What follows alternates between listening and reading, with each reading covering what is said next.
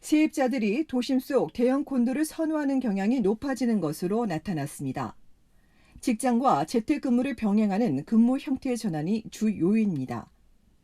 최근 발표된 정부 임대 보고서에 따르면 지난 7월 온타리오주 토론토의 평균 월세는 2,143달러로 1년 전보다 4% 낮은 수준이지만 한 달 새 4% 올랐습니다. 특히 투베드룸 월세가 빠르게 상승하며 4.2% 오른 2,606달러를 기록했습니다. 도심에 위치한 럭셔리 콘도 수요가 증가한 덕분입니다. 전문가는 외출이 줄고 집에서 일하는 시간이 늘어난 데다 일주일에 며칠은 직장에 나가야 하다 보니 도심으로 다시 몰리고 또 더 넓은 공간을 찾는 세입자가 늘고 있다고 설명했습니다. 지난달 원 베드룸은 1% 오른 1,855달러입니다. 보고서는 직장 복귀와 함께 대학과 컬리지가 신학기를 맞으면서 다운타운 내 콘도와 아파트를 찾는 세입자들도 늘고 있다고 전했습니다. 브리티시 콜럼비아주 밴쿠버에서도 비슷한 현상이 나타나고 있습니다. 밴쿠버의 투베드룸 월세는 3,041달러로 전달보다 10%, 1년 전보다 무려 14.5% 껑충 뛰었습니다. 밴쿠버는 원베드룸도 임대료가 2,185달러에 달해 각각 6.3%와 14.4%씩 상승했습니다. 이처럼 도심으로 세입자들이 몰리는 사이 놀수역 월세는 떨어졌습니다. 렌탈.ca에 따르면 놀수역의 원베드룸은 1,669달러로 전달보다 마이너스 0.1%, 1년 전보다 9.7% 떨어졌고 투베드룸은 2,025달러로 각각 0.3%와 10%씩 하락했습니다. 원베드룸 월세 가격 순위를 보면 토론토 다음으로 에토비코가 높고 이어 미시사가와 벌링턴, 구엘프, 펀, 놀수역 순입니다. 투베드룸은 토론토와 에토비코에 이어 펀과 미시사가, 벌링턴, 오타와 놀수역 순입니다. 렌탈.ca는 지난달 전국의 평균 월세는 1,752달러로 5월 이후 석 달 연속 오르고 있지만 최고 정점이던 2019년 9월에 비해선 여전히 200달러 낮은 수준이라고 전했습니다.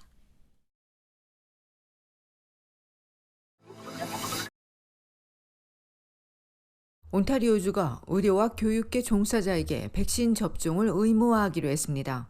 델타 변이 확산과 신학기 방역을 위한 백신 정책으로 오는 9월 7일부터 적용됩니다. 이에 따라 관련 업계 종사자는 백신 증명서를 제출하거나 아니면 정기적으로 검사를 받아야 합니다. 연방 지원으로 진행하는 정기 검사는 최소 일주일에 한 번이지만 지역에 따라 일주일에 두세 차례로 늘어날 수 있습니다. 접종 거부 시에는 백신에 대한 교육도 이수해야 합니다. 이는 병원과 앰뷸런스 종사자, 커뮤니티와 가정방문 돌봄 서비스 근로자 등이 대상입니다. 이외에도 대학과 은퇴자홈, 그룹홈, 어린이 치료센터와 여성쉼터, 포스터홈 등에도 적용됩니다. 온주 교사와 교직원들도 백신을 접종하거나 아니면 신속 진단검사를 받아 검사해야 할 것으로 알려졌습니다. 초중고교와 유아유치원 인근과 교내에 접종 클리닉을 오픈하고 백신 접종도 독려할 계획입니다. 이 밖에도 정부는 고위험군 환자와 장기요양원, 은퇴자홈 등에 부스터샷을 제공할 예정입니다. 또 올해 12세가 되는 어린이는 내일부터 첫 번째 접종을 받을 수 있다고 전했습니다.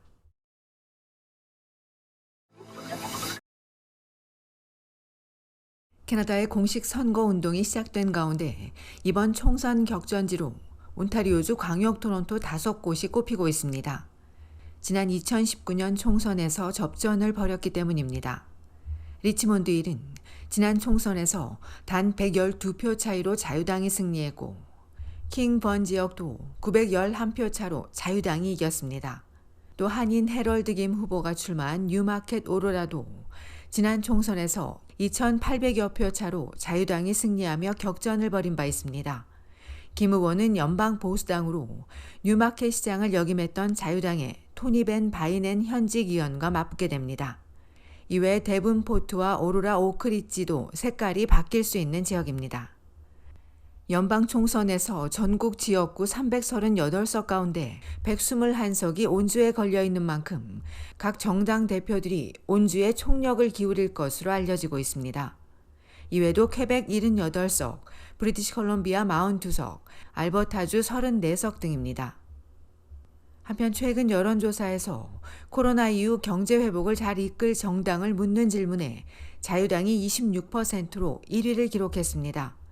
이어 24%를 기록하며 단 2%포인트 차로 보수당이 바짝 뒤쫓았고 신민당 15%, 녹색당은 3%로 나타났습니다.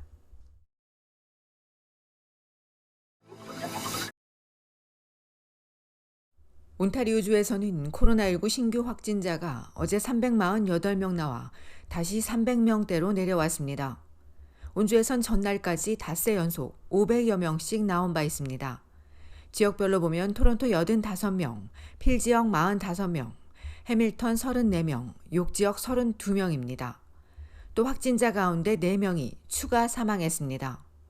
백신 접종 여부를 보면 203명은 미접종자, 79명은 접종 완료자이며 49명은 부분 접종자입니다. 토론토 스타가 분석한 자료에 따르면 백신 미접종자가 병원에 입원할 확률은 접종 완료자보다 20배 높았습니다. 지난주만 보면 집중치료를 받은 미접종자는 접종 완료자의 70배에 달했습니다.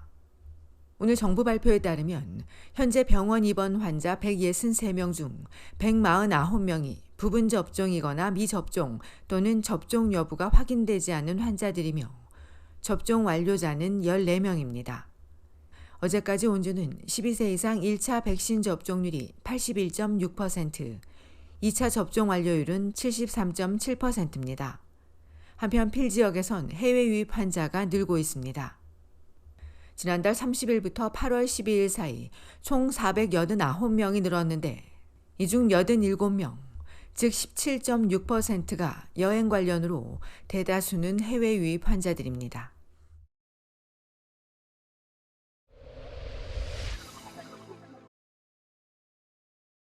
지난달 80대 노인을 폭행해 숨지게 한 남성에게 2급 살인 혐의가 적용됐습니다.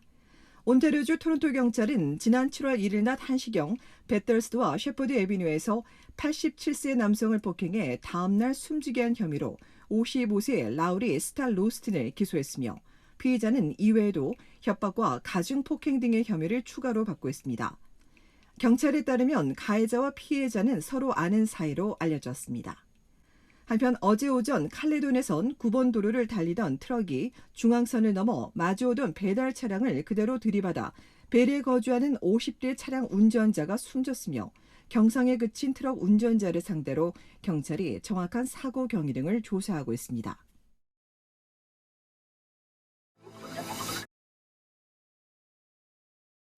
코로나 의심 증상이 있는 자녀를 어린이집에 보낸 부모에게 벌금이 부과됐습니다. 온타리오주 6지역 보건당국은 지난 3일 코로나19 의심 증상을 보이는 어린 자녀를 격리 없이 어린이집에 보냈다. 이곳 원생 15명을 감염시킨 부모에게 $880 벌금을 부과했다고 밝혔습니다. 당국은 이 자녀의 부모는 가족 누구라도 코로나 의심 증상이 있으면 음성 판정이 나올 때까지 집에 머물고 최소 하루 동안 증상이 호전되는지 살핀 뒤 시설에 보내거나 열흘 동안 자가 격리해야 하는 방역 규정을 위반했다고 지적했습니다. 이와 관련해 당국은 해당 시설 이름을 공개하지 않았으나 웹사이트엔 어린이집 원생 15명이 감염된 것으로 타이니 트레저 센터가 공개됐습니다.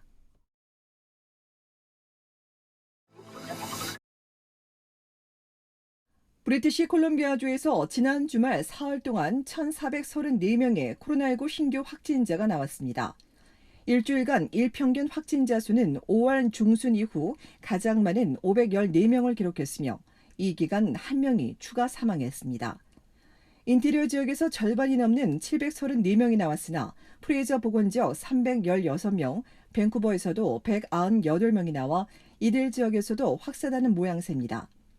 이외에도 BC주에선 최근 장기요양원 7곳과 어시스티드 리빙시설 3곳에서 집단 감염이 발생하자 정부는 요양시설 종사자들과 자원봉사자 모두에게 코로나 백신 접종을 의무화하기로 결정했습니다. 당국은 현재 병원에 입원한 환자 대다수가 백신 미접종자이거나 부분 접종자라며 아직 맞지 않은 주민들은 백신을 접종할 것을 강력히 촉구했습니다.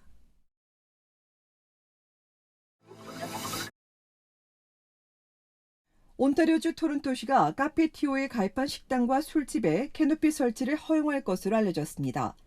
지난 주말 한 업주는 식당 앞에 비가림 천막을 설치했는데 천막 윗부분 4면이 막혀 있어 2면을 오픈해야 하는 규정에 어긋난다며 시 관계자로부터 철수 명령을 받았다고 토로했습니다.